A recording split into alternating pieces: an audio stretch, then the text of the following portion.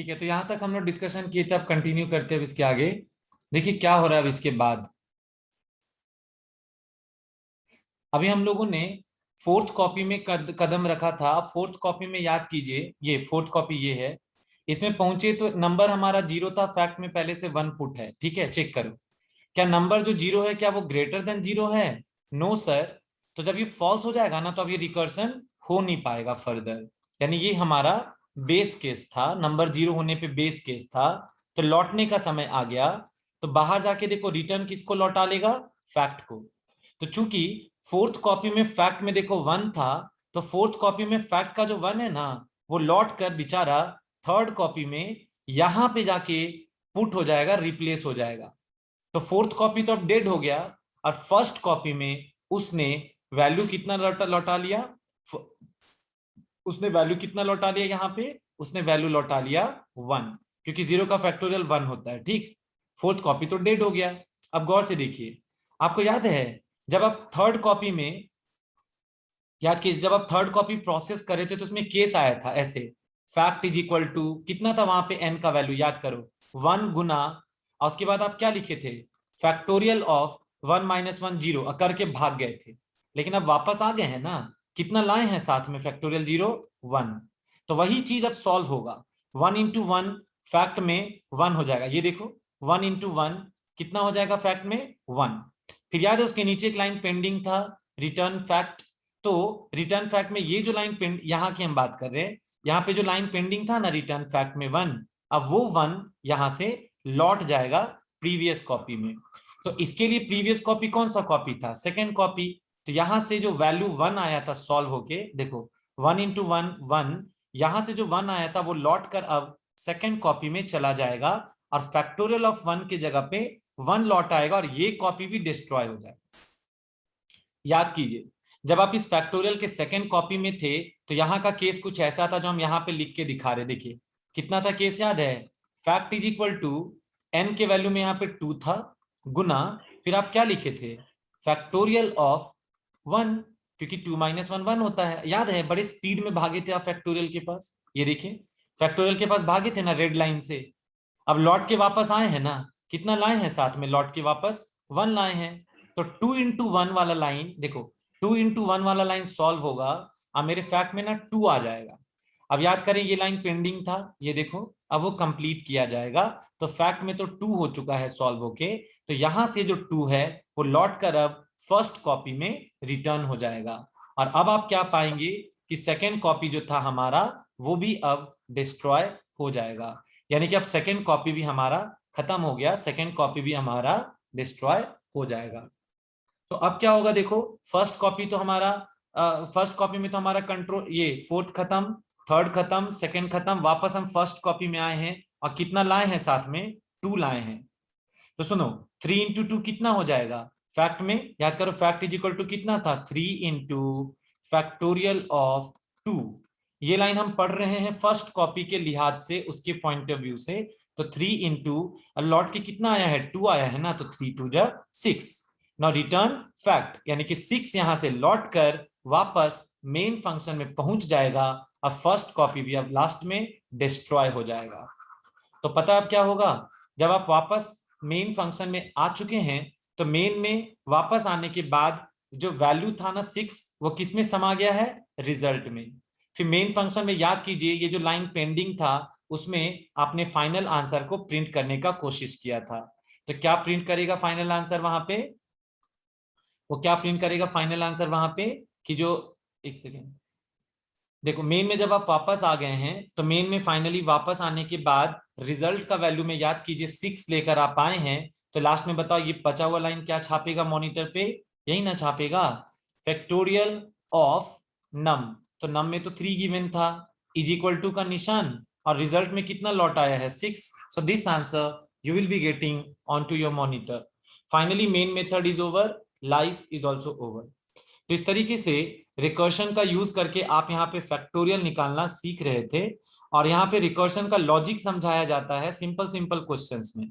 लेकिन हम बार बार कह रहे रिकर्शन का जो रियल एप्लीकेशन देखने को मिलता है वो डेटा स्ट्रक्चर एंड एल्गोरिदम में जो डिफरेंट कॉम्प्लिकेटेड केसेस होते हैं उनको इजियर करने के लिए यूज में लाया जाता है। नॉर्मल केसेस में ये सब को यूज करने का नौबत जनरली नहीं आता है। फिर भी चलिए एक और क्वेश्चन प्रैक्टिस करते हैं हम लोग रिकर्शन के कॉन्सेप्ट को और क्लियर करने के लिए। तो अब हम यहाँ पे फिर से एक न्यू फाइल बनाएंगे और इस बार हम आपको सॉल्व करवाने जा रहे हैं रिकर्शन जीसीडी, रिक जीसीडी डॉट जावा। ये क्या अभी हम बताते हैं क्वेश्चन में। देखो ये जो हमारा फाइल है इसका नाम रिक जीसीडी डॉट जावा है और अब हम इसमें कमेंट लाइन करके इस क्वेश्चन में बेसिकली हम लोग रिकर्शन यूज करके 2 नंबर का एचसीएफ निकालने जा रहे हैं, यानी प्रोग्राम टू कैलकुलेट द, सुनो क्या, GCD, where GCD stands for greatest common divisor, divisor. Okay, तो इसी को तो हम लोग एचसीएफ भी कहते हैं ना, जीसीडी बोलें या उसको हाईएस्ट कॉमन फैक्टर, वही चीज तो है। हाईएस्ट हो गया यहाँ ग्रेटेस्ट, कॉमन तो खैर कॉमन है, और डिवाइजर को ही तो फैक्टर बोलते हैं ना। डिवाइजर यानी फैक्टर, यानी वो जो पूरा पूरा डिवाइड कर दे। किसका जीसीडी या एचसीएफ निकालना है? Of 2 numbers. Of course natural numbers के लिए सब क्वेश्चंस प्रैक्टिस करेंगे। ऑफ 2 नंबर्स, ठीक है। एंड देन फाइंड, सॉरी, ये किसके मदद से निकालना है? Using recursion. क्वेश्चन में हम ऐड कर रहे हैं यूजिंग रिकर्शन, ठीक है। लेकिन अभी खत्म नहीं हुआ क्वेश्चन, इसमें एक और चीज जोड़ रहे हैं, and then find the LCM. फिर जब एचसीएफ निकल जाएगा तो एलसीएम निकालना कौन सा बड़ा चीज है। आप मैथ्स में क्लास 6 में ही पढ़ते हैं ये प्रॉपर्टी। सुनो, अगर एक नंबर x है एक नंबर y है, ठीक है, 2 नंबर्स हैं, तो पता है HCF HCF HCF of X Y, ठीक है, को गुना करेंगे एलसीएम ऑफ एक्स वाई से, तो हमको एक्स वाई का प्रोडक्ट मिलता है। ये प्रॉपर्टी आप पढ़े होंगे। तो एचसीएफ यानी कि आपको जीसीडी निकालना है रिकर्शन से।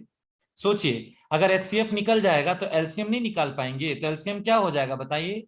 एक्स इंटू वाई और डिवाइडेड बाई जीसीडी, मतलब इसको क्रॉस उधर कर देंगे, क्रॉस मल्टीप्लाई जैसा। तो एलसीएम निकालना है तो ये उधर जाके रेसिप्रो मतलब डिनोमिनेटर में चला जाएगा, तो एलसीएम का वैल्यू कितना होगा? X into Y divided by HCF. तो इस तरीके से आप एलसीएम निकाल लेंगे। तो मैटर कर रहा है कि पहले आपको एचसीएफ निकालना है। अब एक बात सुनो, एक मेरे पास एक नंबर x है जिसको हम एक वैल्यू दे रहे हैं 24, एक नंबर y है जिसको हम वैल्यू दे रहे हैं 9। आप कोई भी नंबर ले सकते हैं, हम ये नंबर ले रहे हैं। तो सुनो, मेरा पहला नंबर 24 है, दूसरा नंबर 9 है। हमको बोला गया कि हमको ग्रेटेस्ट कॉमन डिवाइजर निकालना है, वो भी रिकर्शन से। क्लियर? तो सोचो अगर हमको 24 को रिकर्शन करना है, सॉरी 24 को डिवाइड करना है 9 से ताकि हम एचसीएफ निकालें, तो x हो गया हमारा 24, y हो गया हमारा 9। तो डिवीजन में क्या होगा? 9 2 जा 18 जब निकालेंगे फर्स्ट केस में, तो हमारा रिमाइंडर कितना आ जाएगा? 6, जो कि 0 नहीं है। चूंकि हमारा रिमाइंडर 0 नहीं है तो इस y को आप x का फैक्टर नहीं बोल सकते हैं। तो सर क्या करें अब हम लोग? तो करें ये कि अब आप यहां से सेकेंड कॉपी ऑफ डिवीजन में जाएं। अब खुद देखो ना, डिवीजन में डिवीजन हो रहा है, देख रहे हैं, डिवीजन के अंदर डिवीजन चालू होगा। लेकिन एडजस्टमेंट क्या करना होगा, गौर से देखिएगा। फर्स्ट कॉपी का जो y था, आई रिपीट, जब रिमाइंडर 0 नहीं आता है तो जो फर्स्ट कॉपी जो डिवीजन हो रहा था उसमें जो y था ना, उसको नेक्स्ट कॉपी का हम लोग x बना देते हैं। फ्रेश कॉपी का रिकर्शन में ये सेटल करना होगा। रिकर्शन में क्या सेटलमेंट करोगे? जो पहला कॉपी का रिमाइंडर डिवाइजर था, डिवाइजर नहीं सॉरी, ये जो हाँ डिवाइजर था, उसको सेकेंड कॉपी का डिविडेंड बनाना होगा। क्लियर? और जो फर्स्ट कॉपी का जो रिमाइंडर था ना, उसको नए कॉपी का y बनाना होगा, डिवाइजर बनाना होगा। चलो डिवाइड करो नेक्स्ट कॉपी में। नाउ 6 1 जा 6, 9 में से 6 गया 3, रिमाइंडर फिर से 0 नहीं आया, तो एक बार और डिवीजन होगा। और अब क्या करेंगे सुनो, सेकेंड कॉपी में जो हमारा डिवाइजर था वो थर्ड कॉपी का डिविडेंड यानी कि x बन जाएगा। मतलब प्रीवियस कॉपी का y नए कॉपी का x बन जाएगा और प्रीवियस कॉपी का रिमाइंडर नए कॉपी का y बन जाएगा। तो 3 2 जा 6, रिमाइंडर इज 0।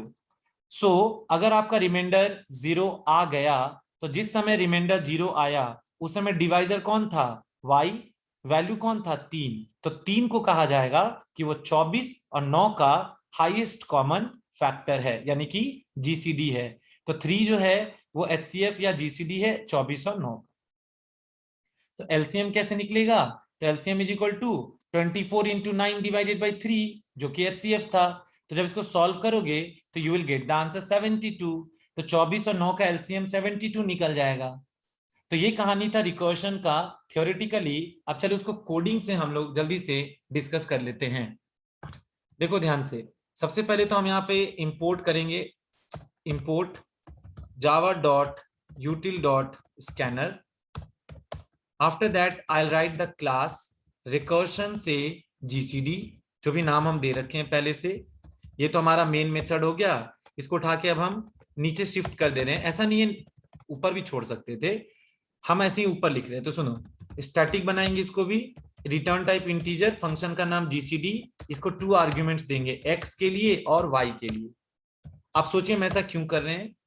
क्योंकि जब GCD निकालोगे तो x और y दो को कैरी करके ले जाओगे ना, तो x एंड y ले जाएंगे GCD निकालने के लिए। अब क्या करेंगे सुनो, इसके अंदर हम एक वेरिएबल बनाएंगे r रिमाइंडर रखने के लिए, और एक z। क्योंकि सुनो, आपको याद है फर्स्ट कॉपी ऑफ डिवीजन में जब रिमाइंडर 0 नहीं आता है, तो आपको याद है डिवीजन में फिर डिवीजन करना था।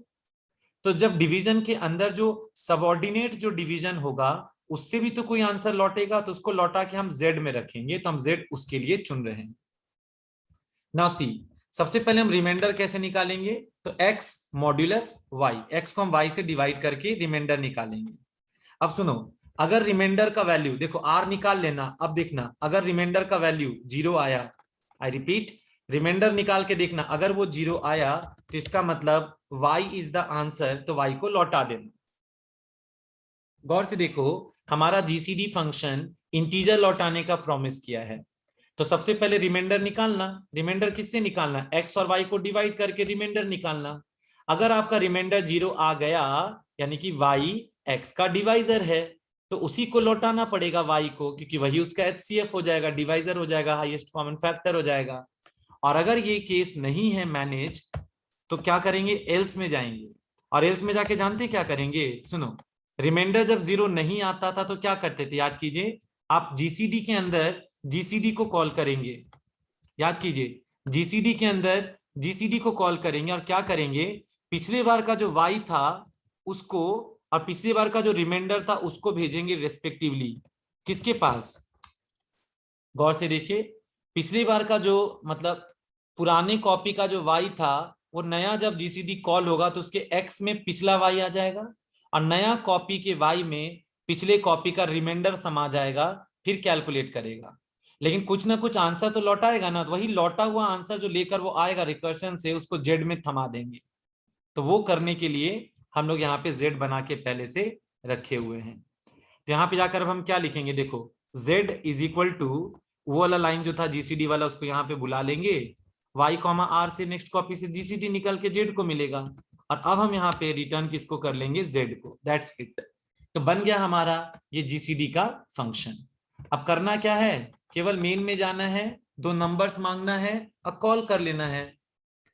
तो पहले क्या करेंगे? स्कैनर का एक ऑब्जेक्ट बना लेंगे हम, जो इसका कनेक्शन कीबोर्ड से एस्टैब्लिश करना होगा इन दिस वे।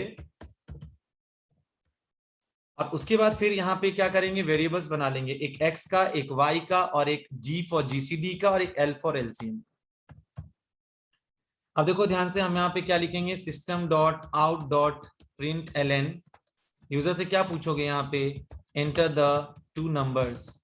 यहाँ पे जाके 2 नंबर मांग लो, एंटर द 2 नंबर्स। 2 नंबर्स मांग लेना, और क्या। उसके बाद क्या होगा? उसके बाद क्या होगा? कैसे पढ़ोगे numbers? x is equal to SC dot next int,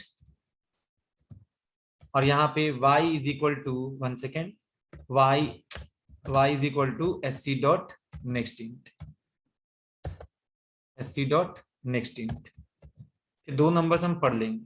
अब यहां से ना GCD को कॉल करेंगे, तो g is equal to GCD function call होगा, x और y को टांग के ले जाएगा, फिर जो वैल्यू आएगा लौट के g को मिलेगा। तो आप छाप लीजिए रिजल्ट। क्या लिखेंगे? System dot out dot print ln। इसमें क्या लिखेंगे पता है? देखो लिखेंगे GCD ऑफ, इसका GCD, तो GCD ऑफ x का वैल्यू प्रिंट कर लो, x एंड बगल में फिर y का वैल्यू प्रिंट कर लो और उसके बगल में इज इक्वल टू का निशान दे दो और बगल में लिख लो g का वैल्यू जो जीसीडी था। और एलसीएम कैसे निकालेंगे? एलसीएम इज इक्वल टू देखो x into Y divided by G. तो x इंटू वाई का प्रोडक्ट निकाल के g से डिवाइड कर लो। ये देखो इंटू और डिवाइड का सेम प्रायोरिटी होता है, तो पहले इंटू तो ऐसे भी काम कर जाएगा, और अगर आपको ज्यादा क्लियर रखना है तो ठीक है, न्यूमरेटर को ब्रैकेट में इनक्लोज करना है तो कर लो, ऐसे यहाँ जरूरत नहीं था इसका। अब हमको यहाँ पे यही वाला लाइन हम जाके कॉपी कर लेंगे, control C copy, control V paste. बस हम यहाँ पे जीसीडी की जगह अब लिख देंगे एलसीएम। एलसीएम में अब जी को हटा के क्या कर लेंगे एल, बस हमारा प्रोग्राम हो गया खत्म। तो जल्दी से इसको रन करा दें हम, उसके बाद फिर इसका ड्राई रन भी दिखाना है करके। तो अब आपको ड्राई रन तुरंत समझ में आ जाएगा। देखो सबसे पहले हम कंपाइलेशन करेंगे जावा सी रिकर्शन जीसीडी, एक second, GCD dot Java. Now Java space rec GCD enter. 2 numbers मांगा, एक नंबर 24, एक नंबर 9, जो पढ़ाए हैं वही दे रहे हैं, एंटर। तो खुद देखो GCD of 24 and 9 is 3 and LCM of 24 and 9 is 72। Clear? आपको दूसरे नंबर पे ट्राई कर सकते हैं। एक बार हम फिर से रन करते हैं। एक नंबर 24 दे दिए और एक नंबर 17 दे दिए, तो 24 और 17 का जब एचसीएफ निकालोगे तो 1 आएगा। तो देखो एचसीएफ 24 और 17 का कितना आया? 1 आया, और एलसीएम कितना हो गया? 408 आया। ठीक है, तो आप एक बार मैथ्स में क्रॉस चेक कर लीजिएगा। चलिए अब हम लोग इसको ड्राई रन करते हैं जल्दी से। सबसे पहले देखो जिंदगी हमारे प्रोग्राम का मेन मेथड से चालू हो गया, राइट? तो मेन में घुस के सबसे पहले क्या हुआ? कीबोर्ड से कनेक्टिविटी हो गया। वेरिएबल्स कौन कौन सा बना? x for the first number, y for the second number, g for the GCD, l for the LCM, ये सब बन गया। नाउ एसओपीएलएन ने हमारे मॉनिटर पर एक मैसेज प्रिंट किया। कौन सा message? Enter the 2 numbers. Okay, तो हम एक नंबर 24 दिए थे, एक नंबर 9 दिए थे, तो 24 और 9 को SC dot next int respectively पढ़ के एक्स और वाई को दे दिया। तो एक्स में 24, वाई में 9। चलो यहां तक तो समझ आया। अब आप देखिए मेन के अंदर अब आप अचानक से क्या लिखें? लाइन जी बराबर जीसीडी। तो देखो मेन में जब लिखोगे ना जी बराबर जीसीडी को कॉल किया गया और एक्स और वाई को पास किया गया। तो एक्स में था 24, वाई में था 9।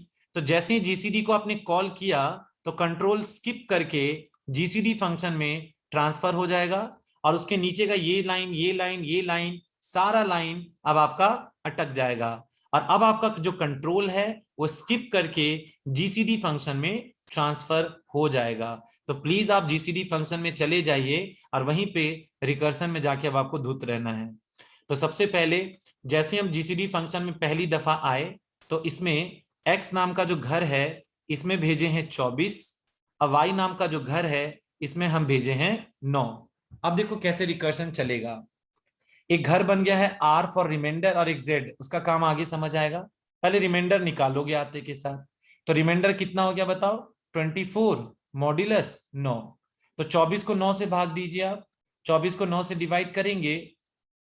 एक काम करते हैं, डिवीजन साइड में कर रहे हैं जाके इधर, ये देखो 24 को जब हम 9 से डिवाइड करेंगे तो क्या हो गया यहाँ पे? 9 2 जा 18। तो ये x था, ये y था, तो 9 2 जा 18, रिमाइंडर कितना आ गया? 6, ये r में समा गया।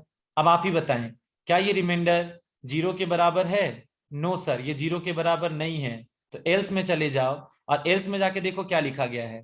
z is equal to recursion होगा, जीसीडी में जाओगे तो पहले देख लेते हैं। देखो z is equal to GCD of y and r। सुनो, यानी जीसीडी का मतलब डिवीजन में डिवीजन होगा। तो क्या होगा? यहां का y नए कॉपी के x को मिलेगा, मतलब यहां का y नए कॉपी के x को मिलेगा। ओके, और यहां का रिमाइंडर नए कॉपी के y को मिलेगा। तो फर्स्ट कॉपी का रिमाइंडर सेकेंड कॉपी का y बन जाएगा। थ्योरी क्लियर है? कोड में भी मतलब उधर का डायग्राम भी जाकर देखो क्या हुआ है, उधर का डायग्राम।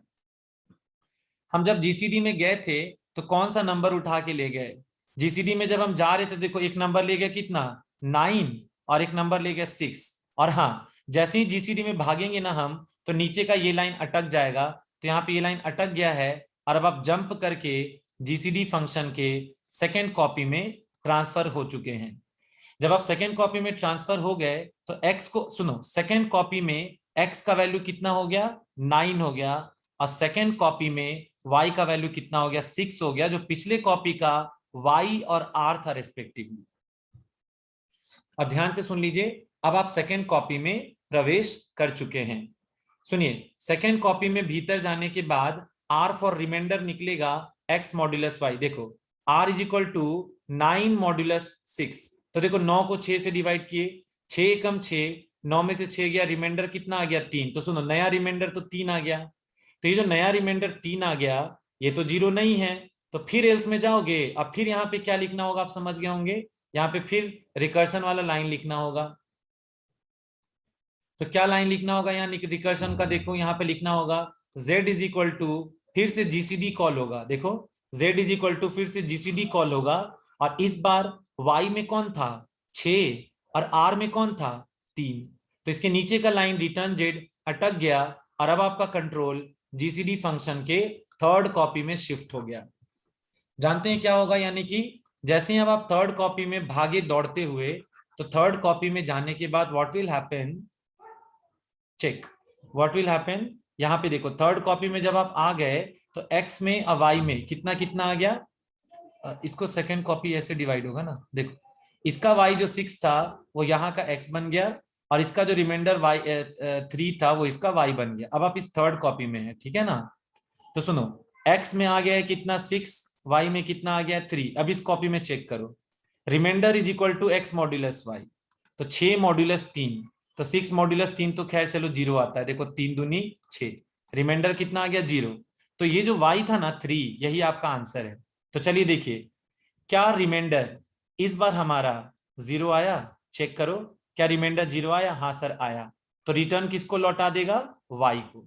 तो प्लीज चेक करें, इस वाली कॉपी में हमारा y कितना था 3, तो गौर से देखें ये 3 पिछले कॉपी में लौटेगा, तो ये जो हमारा कॉपी था ये थर्ड कॉपी ये वहीं पे डिस्ट्रॉय हो गया, और अब सेकेंड कॉपी में लौट गए, तो यहाँ पे कितना लौटा है 3, तो अब मेरे जेड के अंदर 3 लौट आया। Now see what will happen next. देखिए जब हम उस कॉपी में 3 को लौटा दिए और मेरे जेड में 3 आ गया, तो रिटर्न अब किसको लौटा देगा, जेड को। तो जेड में जो 3 है वो यहां से लौट के अब फर्स्ट कॉपी में चला जाएगा। अब फर्स्ट कॉपी में जो 3 लौटा वो उसके जेड में गया, बात समझिए, फर्स्ट कॉपी में जो 3 लौटा वो उसके जेड में गया, अब उसके नीचे भी रिटर्न जेड है, तो वहां से लौट के फाइनली वो मेन फंक्शन में शिफ्ट हो गया। तो इस तरीके से थर्ड कॉपी से 3 लौट के सेकेंड कॉपी में गया, सेकेंड कॉपी से 3 लौट के फर्स्ट कॉपी में गया, और फर्स्ट कॉपी से जो 3 था जो जेड में गया था वो लौट के वापस मेन फंक्शन में गया। तो मेन फंक्शन में जो लौटा हुआ 3 था वो जाकर जी में स्टोर हो जाएगा। फाइनली अब क्या हो गया, मेन फंक्शन में कंट्रोल हमारा वापस आ चुका है। तो मेन फंक्शन में याद कीजिए आपके जी में 3 लौट के आया है, इसीलिए जवाब छपा था स्क्रीन पे जीसीडी ऑफ। तो आंसर क्या आया था, GCD of. GCD of what, तो GCD of X and Y. तो आप एक्स एंड वाई का जीसीडी जाकर अब आप प्रिंट करके देखिए। तो देखिए जीसीडी ऑफ एक्स कितना था हमारा 24, एंड वर्ड छप गया एंड, वाई कितना था 3, इज इक्वल टू जी का वैल्यू जो कि 3 है, सॉरी 24 एंड 9, जी का वैल्यू 3। अब एलसीएम निकाल लिया जाए, चलिए। तो एलसीएम का वैल्यू कितना हो गया 24 इंटू 9 डिवाइडेड बाई 3। सॉल्व जब करोगे तो इसका वैल्यू 72 आ गया एल में, तो एल में 72 आ गया। अब उसको प्रिंट कर लो, तो क्या प्रिंट हो जाएगा, एलसीएम ऑफ एक्स यानी 24 एंड वाई यानी कि 9 इज इक्वल टू एल। तो एल में कितना आ गया 72। Finally main function is over and life is also over. तो इस तरीके से रिकर्शन में हम लोग क्या करते हैं कि एक फंक्शन के अंदर से उसी फंक्शन को हम लोग कॉल करते हैं, डिफाइन करते हैं। ठीक है, तो कल कंटिन्यू करेंगे अब इसके आगे।